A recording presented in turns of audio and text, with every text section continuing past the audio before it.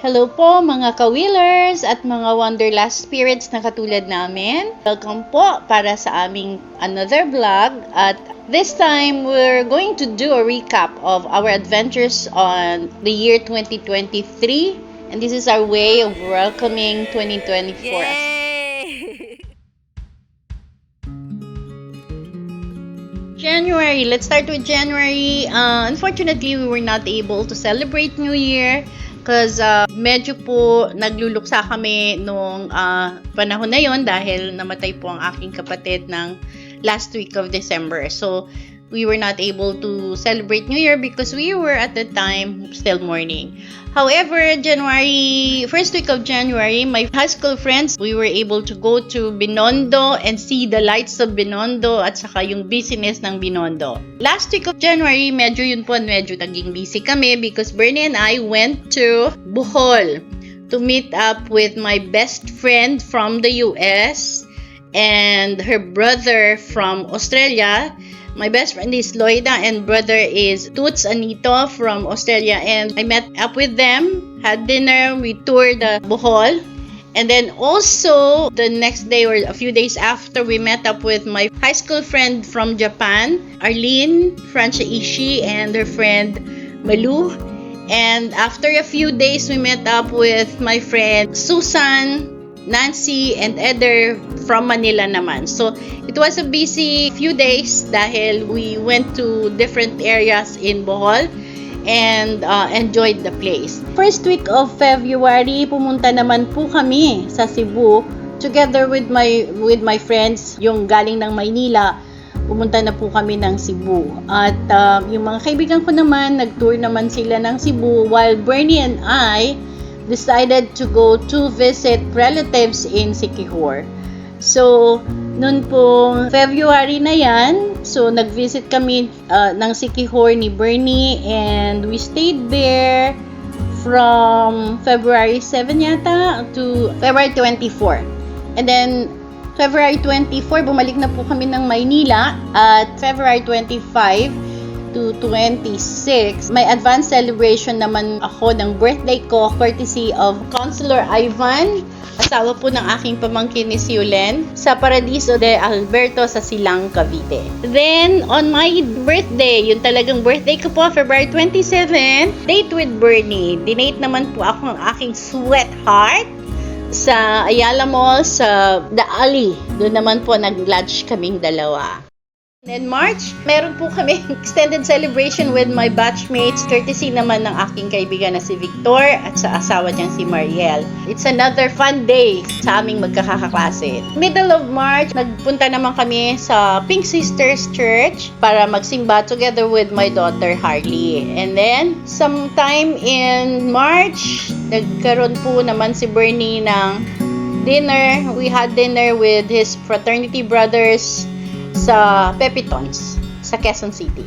Tapos, nung March 22 po, nag-start na kami ng road trip namin. Bernie na, ang goal po namin, nung mag-start po kami ng car camping, gusto namin talaga na makapag-road trip. So, yung van life namin, yung aming car camping, in-incorporate po namin dito sa aming road trip. So, we started our road trip going to Siquijor. So, from Manila, we went to the port of Batangas and then we took the Roro going to Caticlan. And from Caticlan, we went to Rojas City, had lunch there, and then we went to Domangas Port and Roro again going to Bacolod City. We stayed muna ng one night sa O Hotel sa Bacolod City and then the next day, pumunta kami sa Murcia in Negros Occidental. Nag-camp kami for a day sa Morada Resort, beautiful place. And then, the next day, nag-start na po kami ng aming journey going to Mabinay, Negros Oriental, to visit naman my favorite person, si Rose po, ang aking ampun-ampun, ang aking mahal na si Rose. We visited her at Mabinay and we visited yung Mabinay Cold Spring. Ang ganda-ganda po ng Mabinay Cold Spring. We planned to camp, however, hindi po nila pinayagan kasi medyo kagagaling daw lang ng bagyo at hindi pa nila sigurado. Baka daw may maglaglagan ng mga puno. So, medyo risky pa. After going to Mabinay, we went to Dumaguete. That's a 2-hour drive. We went to Dumaguete and then we took the Roro again going to Siquijor Island. We were in Siquijor from March 22 until May 1st. However, dun po sa Siquijor talagang makita natin yung ganda ng Siquijor because we were able to visit a lot, some beaches and camp at the beach sa Siquijor. So, if you want, you can check the link below para po dito sa amin. Meron po kaming vlog for the road trip. So, watch it po.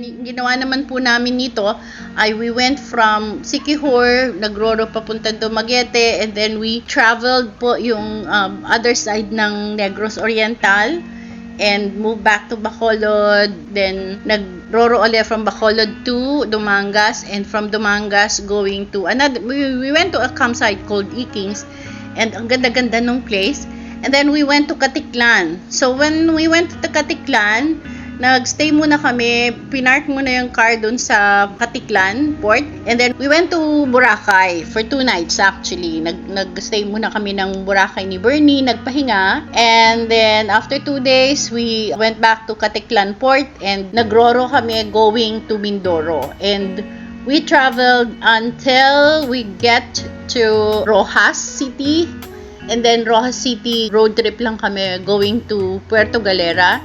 We stayed for 2 nights sa Puerto Galera sa Tamarao Resort, and then after that we took the Roro again going to Batangas Port. And then going back, instead of going straight to Manila, Bernie and I decided to stay muna sa Tagaytay for a day or 2, I think, para magpahinga lang, and then we moved back to Manila. Kami po ay nag-start ng mag-camp. So yung aming first camp ay sa Camp Constancia. It was just the 2 of us at that time, and na-enjoy naman namin. Sa June naman po namin, nag-road trip naman kami going to Abra. So yung June 1 pa lang, nag-road trip na kami. Bakit kami punta ng Abra? Kasi po yung aking pamangkin na si Dr. Jonathan Barreras graduated sa US po ng medicine. During that time, I met up with my sister also who's living in Abra, and then nag-celebrate kami dun mismo sa bahay. It was a grand celebration talaga, nakaka-proud, and then nag-resort din kami. Ilang beses kaming nag-resort doon. Most of them are actually based in the US at pumunta lang sa Abra para mag-celebrate nga with the relatives. So, kaya lang middle of June, we were about to go home na. Nagka-problema kami sa aming sasakyan.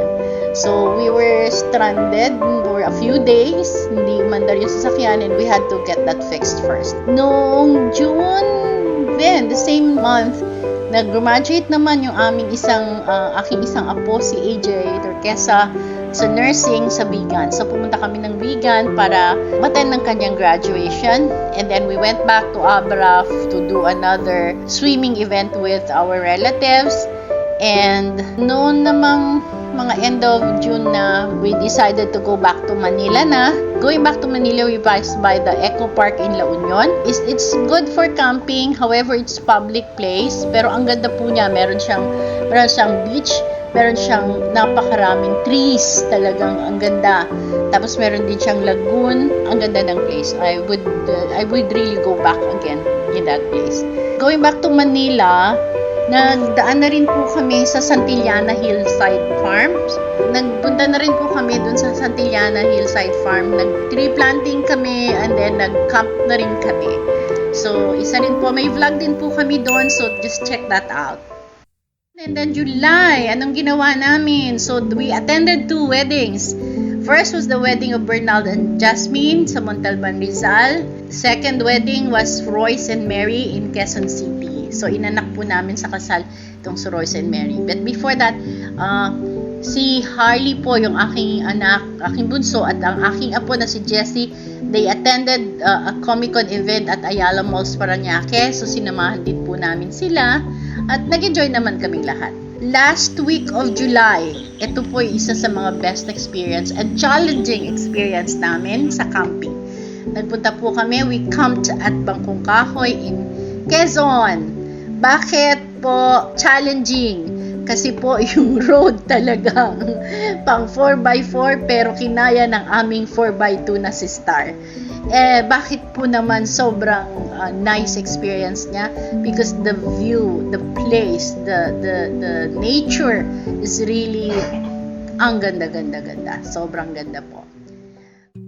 Then August, we went back to Camp Constancia. This time to do a content of our vlog. Yun po, meron kaming link below for that vlog. Yung aming DIY, yung Y car camping, DIY budget car camper conversion, and then yung Constancia tour. So meron po kami mga vlog about Camp Constancia.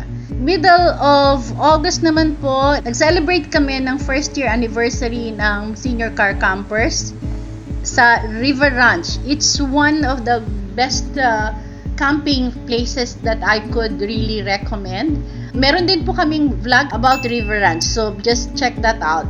Right after our River Ranch camp, we went straight to Eco Park Ville, Laguna. Nag-camp din po kami for one night lang. August 24, breakfast with my best friends at Zizzles and Grills in Quezon City. August 28, ito po yung isa sa mga event na medyo masayang malungkot kasi po ito ay despedida party ng aking isang apo na si Jed for his new journey bilang isang seaman sa isang cruise line. So, happy na ang kanyang pangarap ay nare-reach niya na. And let's move to September. So, September po, we did camps for Joaquim. Taal Lake Joaquim naman kami, nag-camping. Myrna's birthday. Meron din po kaming vlogs for that. Just check the link below. And then, nagpunta kami sa The Preserve. Nag-camp din kami sa The Preserve. We're in... Enpoy joined us and so happy that he was able to say hi to us and stayed in our camp actually. So, na-stay siya sa amin at kumain din naman, nag-join sa aming lunch. Napakabait na bata. So, thank you, Empoy. Here's Sir Glenn and Ma'am Joy. After that, we went to River Ranch. Ulit, balik kami sa River Ranch. Nag-enjoy naman doon. And then, to do an interview with Justin Lim. Lahat po ito, meron kaming vlog. Meron kaming vlog. So, makikita nyo po sa link sa baba. And let's go to October. October, we started with meetings, a lot of meetings with friends, high school friends. Kasi po, we're finalizing our travel documents because we will be traveling to Singapore as a group. So, medyo nakaka-stress dahil kailangan naming lahat pumasa sa immigration at lahat kumakompleto yung mga documents namin. A few days after that, medyo na mga kasama naman namin ni Bernie from Car Camping Philippines. Nag-visit naman kami ng K-Labne, ocular visit to check kung kakayanin ba ng K-Labne Resort ang anniversary ng Car Camping Philippines. We were with the founder and admins of Car Camping Philippines. And then we went to Santa Rosa para bisitahin yung isang kasama din namin sa Car Camping Philippines at hindi namin alam, magkababata pa kami, si Roland at si Connie. Si Roland pala, we grew up in the same street sa Quezon City. We also camped sa Lobo, Batangas. Nice place, nice beach. Nag-enjoy kami. And last week of October, dumating na po yung aming kaibigan, high school friend at kaibigan na si Tets from the US at binigyan po namin siya ng surprise Benvenida party. Nag-celebrate po kami. After namin kumain, nagpunta kami sa Wensha the same day. Doon kami nag-dinner, nagpamasahe. The next day, nagpunta na po kami ng airport for our trip to Singapore. Of course, walang ibang pasasalamatan kundi ang aming Tets Sanchez sa aming saya at sa aming experience na makapag-travel to Singapore and at the same time to do a cruise sa Royal Caribbean Spectrum of the Seas. So, meron din po kaming vlog on that. Part of the cruise, we visited Penang, Malaysia. So, that's for our October. November, nagkaroon po kami ng advanced Christmas party courtesy of our friend Tets sa Hot Spring in Laguna. And at the same time, despedida party niya na rin.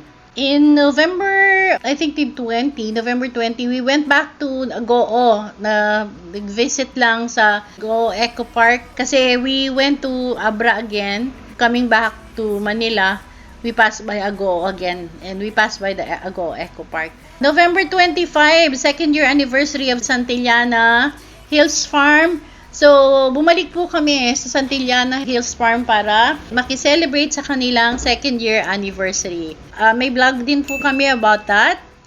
And then December, eto na po ang December of 2023. High school friends Christmas party. We had celebrated it in one of my classmates' houses sa Bulacan. Doon naman kami nag-celebrate ng Christmas party. And then, in December, we also have the third year anniversary ng Car Camping Philippines sa Camp Spotted Woods. It was really a nice event. Ang dami po nag-attend at ang dami po ng raffle na pinamigay, mga raffle prizes na ibinamigay at napanalunan namin din. Also in December, birthday ni Bernie, December 17. So we celebrated that sa San Giselle Party in Ermita together with our nephew Jonil and our daughter Harriet. We also met up with high school friends. Nagka-miss lang mga isa't isa. So meeting again.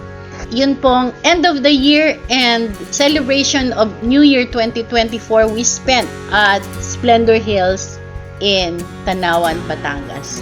A great experience. So that's a recap of our 2023.